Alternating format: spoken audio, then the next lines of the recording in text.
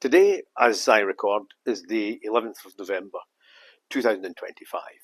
So it's Armistice Day, which is the day, the 11th hour of the 11th day of the 11th month in 1918, when the First World War ended. It was to be 20 years later before the Second World War started, but it was only 20 years. And I was up in Kuwait the other day there on business, and it suddenly occurred to me that over half my life has been spent since the day of the invasion of Kuwait, which was the 2nd of August 1990. And the reason I was reminded of that was that I had to fly up in the morning very early, but the plan for the day shifted as we progressed, and it became a slightly lazier afternoon than I had intended.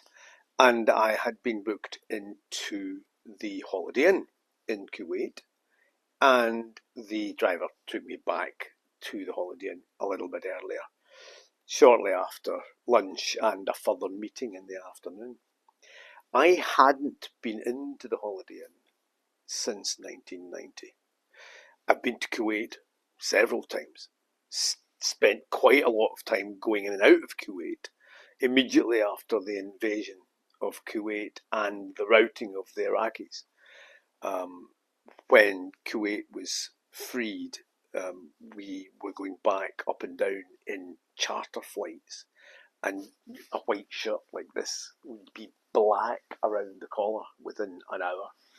We were flying in complete darkness at noon because of the oil fires, trying to get back in and see what businesses were left and how we could best attempt to re-establish these.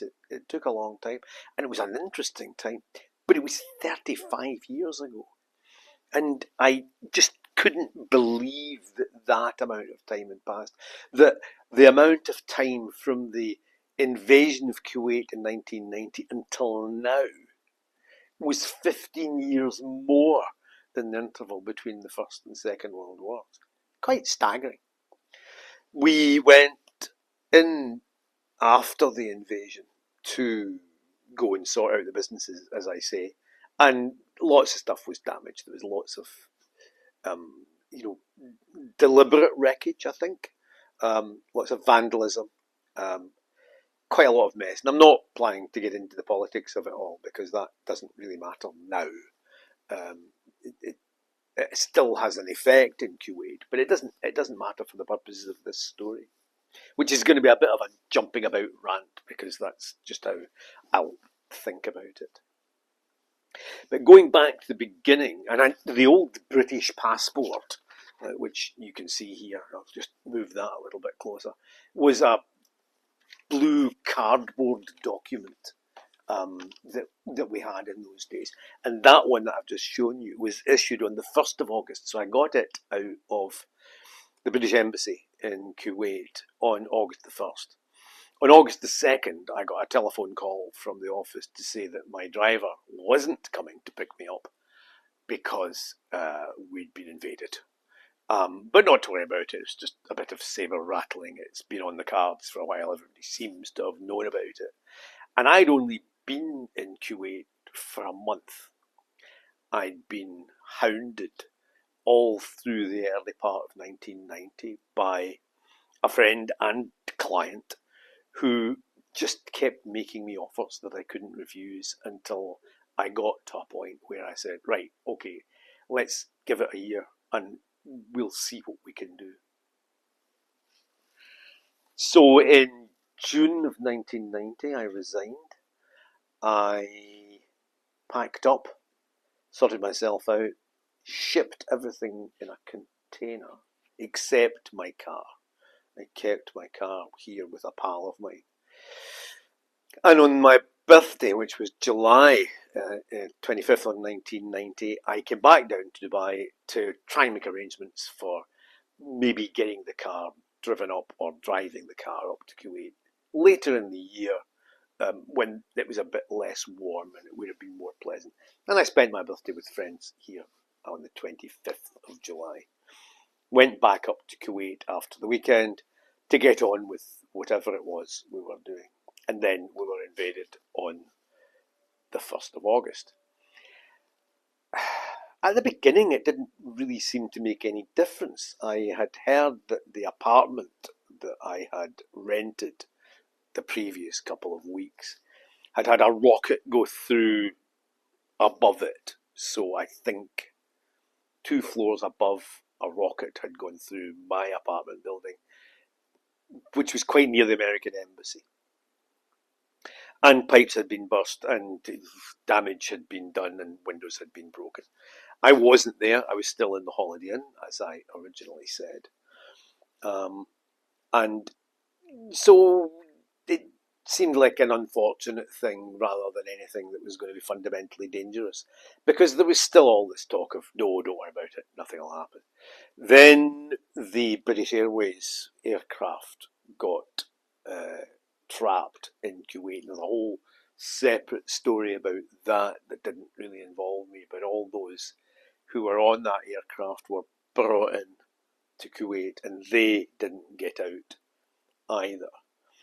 And then it's just slowly started to manage itself into what seemed to be quite well organised imposition.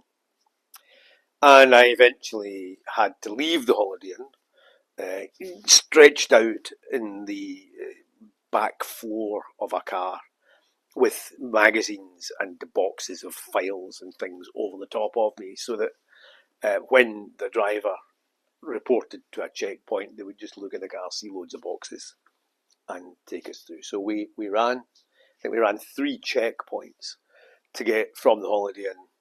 I suppose it might have been 2 weeks after the invasion, 2 weeks or maybe 3 weeks after the invasion, to my boss's house in another part of Kuwait, where we went into hiding for the duration.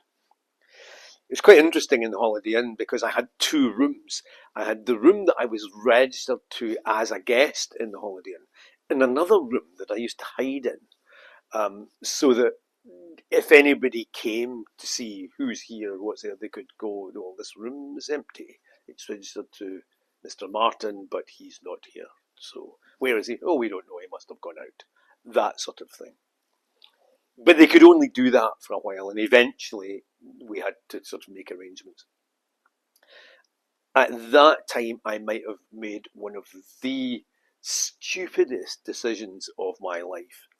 I hadn't yet received the Kuwait driving license. I'd had a driving license here in Dubai, where I live, and have lived before and since. And it was due to be converted, but hadn't been converted.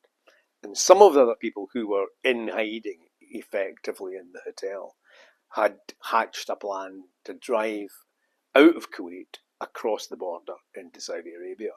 It wasn't actually that far. It would have been maybe an hour's driving, some of it on road and some of it off road. And I've got lots of off road experience, and over the course of the 2 or 3 weeks that we'd been there, we'd got chatting to people. So they knew that I could handle a 4-wheel drive, and some of them could as well. And they'd secured a bunch of vehicles. And I said, no, I couldn't do it because I didn't have my driving license. And of course, we didn't know that it was going to last as long as it was going to last. Otherwise, I'd have just said, yeah, right, let's go. But I think we were still convinced that it would all be over, in a few days, and that the whole business of running off to another country was just fraught with difficulties. Anyway, as it transpired, some of them got out into Saudi Arabia and were safe and sound. And the rest of us who didn't move were kind of trapped. There came a point 5, maybe 6 weeks into what you would probably call isolation, which I think in total for me lasted about 4 months, something like that. But there was a few weeks into, and the fear that people have tends to kind of breed more fear. So I was in hiding with my boss and another guy that he knew in my boss's house, which was quite a big house. And we all had our separate rooms on slightly bizarre half floors around the house. The house is one of these things that seemed to have been built without necessarily having a level playing field to begin with. It was all up half flights and stuff.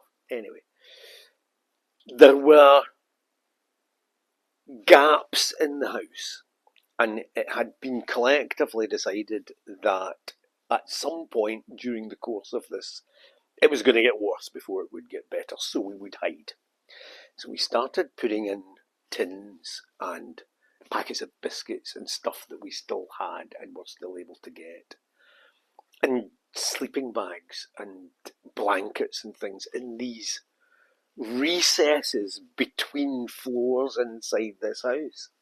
And it was all very claustrophobic and pulling things over to make it look, it was just, and I got to a point where I just said, this is daft. Because if these people are going to come looking for us, then they'll find us. And if we look as if we're hiding, that's just going to go worse for us. And I said, so I'm not doing this anymore. You guys carry on. If that's what you want to do, that's fine. But I'm no longer putting myself under this kind of stress. If the Iraqis come to the door looking to see if there are any coalition partner, member, country, state, people, then, I'll go with them and I'll just pretend that I'm here on my own and that'll be the end of it. Nothing else happened for another, week or 10 days. And then there was noise in the early hours of the morning. I don't remember exactly when it was. It must have been maybe about 5 o'clock. And there had always been noise in and around the house and around the area with, people emptying bins and, cars starting up in the morning and bin lorries coming around, that sort of thing. So I never really thought any more about it. Until I was awakened at the point of a Kalashnikov sort of telling me to get up. And there was a soldier and a guy in a safari suit who was obviously some sort of either military or political officer or some sort of well-established civilian. And having been poked in the chest by the soldier and waking up and seeing what was going on, he said to me, right, get dressed, bring your passport, come down. Right, okay, so you just do it. You don't think of anything else. So I got up and threw on a tracksuit or a pair of trousers and a shirt, whatever it was, got my passport, went down into the room, and there was my boss and this other colleague and I kind of sitting down lined up. And the guy says, right, he says, he's got the 3 passports on the counter, so he picks the first British passport up. And it says on the front of it, the United Kingdom of Great Britain and Northern Ireland. That's what it said on it. There's no mention of Scotland or England or Wales. It just says the United Kingdom. So he picks up the first passport, which was my boss's passport, and he said, are you English? And he said, yes. I said, okay, put the passport down. Picked up the second passport to the middle guy, and he said, you are English? And he said, yes. Put the passport down. Picked up my passport and said, you are English? I said, no, I'm not English, I'm Scottish. You can call me many things, and lots of people have, but I'm not English, I'm Scottish. Okay, he said, and he puts my passport down as well. They all go into huddle. They start looking round.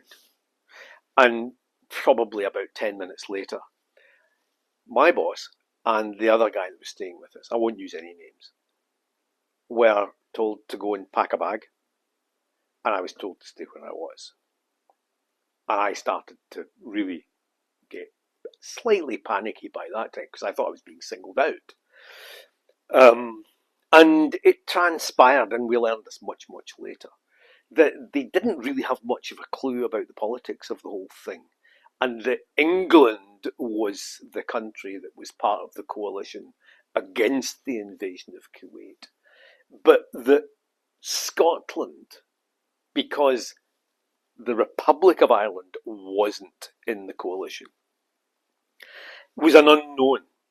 And rather than, I think, make the mistake of taking somebody that perhaps they ought not to have taken and causing some sort of issue and not being able to get any clarification from anybody, my boss and the other guy were taken off. And I subsequently learned that they had been put into defensive installations, one into a steel foundry in Baghdad and one into an armaments factory somewhere near Baghdad airport. And I, with my Scottish passport, was left on my own. And I stayed on my own for, I suppose it must have been, well, it would have been until the beginning of December. So 2 months, 3 months, something like that. To be honest, I don't remember. It was all a blur. I slept a lot. I never want to have chili con carne again because that was what I more or less survived on. But it was an interesting time. And I was reminded of all of this by being in Kuwait last week and being in the Holiday Inn, where we had skulked about the corridors, nipping downstairs and along other corridors to use different routes to get to the room and looking out of windows to see that no one was in the lobby. It's a strange building. The corridors go round a main central lobby and the rooms face out. So it's a very odd place.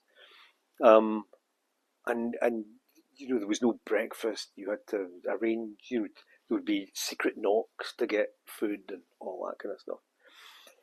Didn't have that this time. It was all fairly straightforward. But sitting down in the breakfast room the other morning, they are just sort of looking up and reminding myself of all of that. Kind of reminded me that there is a bit of a story to tell. What happened after that? We eventually got released. No, I'll go back a bit from there. What did I do? I slept a lot. There was a swimming pool which slowly became unusable, and you had to get out of if you heard a helicopter, just because the place had to look as if it was still empty. I did a lot of tidying up. I think I might have developed OCD as a result of finding things to do when there wasn't really anything to do. And there came a point where I had to discipline myself to listen to the news only once a day because nothing seemed to change. So 8 o'clock in the evening, BBC News on the World Service Radio, secret codes, secret messages, and all this sort of stuff were exchanged. It was all terribly clever. And that was it. After that, there was nothing else. You just go to sleep, read a book, read another book again, that sort of thing. Put one pair of socks and a pair of boxer shorts into the washing machine and watch them go round and then diligently iron them, which of course nobody ever does now. But it passed the time. It was something to do.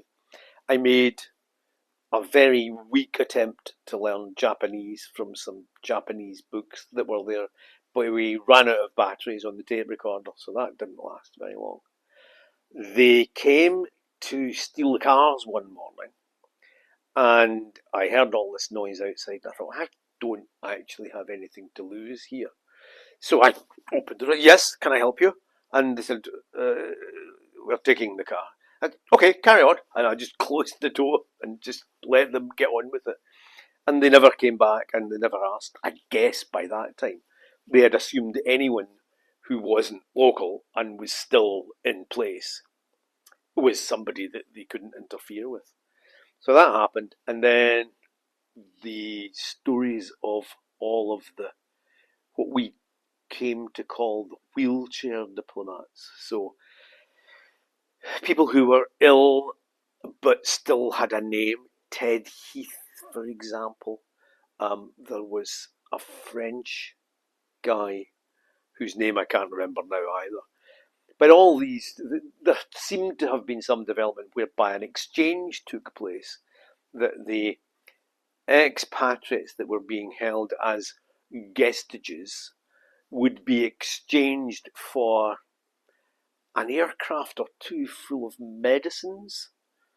I'm not quite sure how it all worked out, but I got a telephone call. The internal telephone was still working.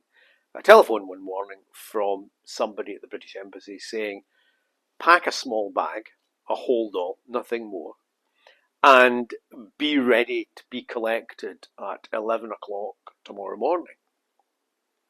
To which my immediate response was, I'm sorry, I won't be ready in that sort of time. You look back on it and think how stupid you must have been. But 11 o'clock in the morning, I can't be ready.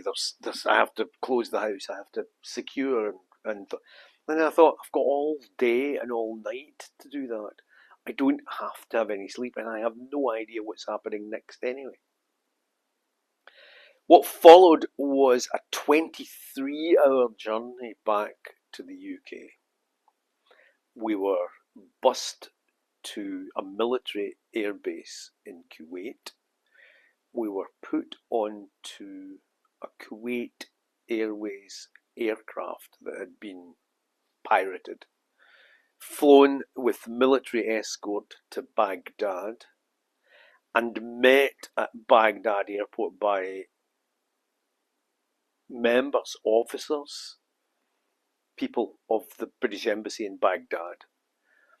And we were bundled onto an Iraqi Airways. I think it might have been a 747. Not sure. I think it might have been a 747. I know there were two small planes went out of Kuwait to Baghdad, and there was one plane went back. And flown definitely not at regulation height, and definitely not at regulation speed, although it was very difficult to tell because the entire cabin was darkened and the window blinds had to stay closed throughout the flight until we landed with RAF escort and then quite a lot of police cars and Gatwick Land Rovers at Gatwick Airport. And the plane was taxied to a remote standing and surrounded by vehicles all the way so that it couldn't deviate from the route. But I don't know what happened after that. I just knew that the bag I had and the clothes I was standing in was all I had. Passports were cancelled, I believe. I think that might have been done in Baghdad. Credit cards had obviously been cancelled. Bank accounts had all been frozen. There was absolutely nothing, and I had no idea what I was going to do. I just needed to get away and find a place where I could sit down and have a think. And that was when my very good friend Richard Butterfield's mum and dad scooped me up from the gate at Gatwick Airport, took me home to their house in a daze, fed me, watered me, gave me a room and a shower to use and the opportunity to clean up, and put me on a plane to Glasgow the following morning, where I was met by my mum and my sister and the kids and all this stuff. And that began the period of December, January at home before we started going back after the clearance. Yeah, it would have been February or I don't remember the dates, but I think it would have been February or March, and that was when we started flying into Kuwait in pitch darkness during the day. And I'm just staggered that it was 35 years ago. I just cannot believe that 35 years have passed since then. You go into Kuwait now, and it's still the same airport, and they're supposed to be building a new one, but it's a kind of tacky old place by comparison to the rest of the airports in the region. It's not by any stretch of the imagination a flashy place. They are building a flashier one, I believe, as is the case with most of the airports in this part of the world. But we ended up getting out of Kuwait, picked up in a Range Rover, taken to my meetings the other day there, and it was just all so ordinary. All the rutting had gone from where the tanks had damaged the surfaces. Most of the buildings that had bullet holes in them were no longer recognisable or had been pulled down. military emplacements at the corner of major interchanges had all been kind of concreted over or used for police cars. There was absolutely no sign, really, unless you know what you were looking for, of anything that had ever happened. But the main thing, I think, and one of the reasons for just telling the story is that for 35 years to have passed, basically half my life, and for that to be almost double the peacetime space between the end of the First World War and the beginning of the Second World War on today, Armistice Day, just leaves me with the most cathartic feeling. You just have to stop and go, how did that happen? Anyway, that's the story for today. There are other stories because since I came back from Kuwait, I've also been in a volcano. I've done some other stuff, which I mentioned on the first video that we did. But I think that'll do it for today because it's the right day to be telling the story. And that's kind of all I have to say for the moment. Please follow, put comments in, ask questions. I'm happy to answer anything that I can. As I said before, I don't think that there is a book in my experience. A lot of people didn't get out of Kuwait alive or mentally intact, and quite a number subsequently died or took their own lives as a result of the experiences that they had. And my experience, whilst daunting, pales into insignificance, I think, by comparison to those who didn't make it. I learned a lot. I think one of the things that you learn more than anything else is about yourself and how much you have to take care of yourself. And I'll leave you with this. If you ever pick up a potato in order to peel it, you learn in a space of isolation where your only recourse to medical help is to give yourself up to an invading authority. Exactly what a potato feels like when it's being peeled. This is Fraser Martin. Look forward to seeing you another time.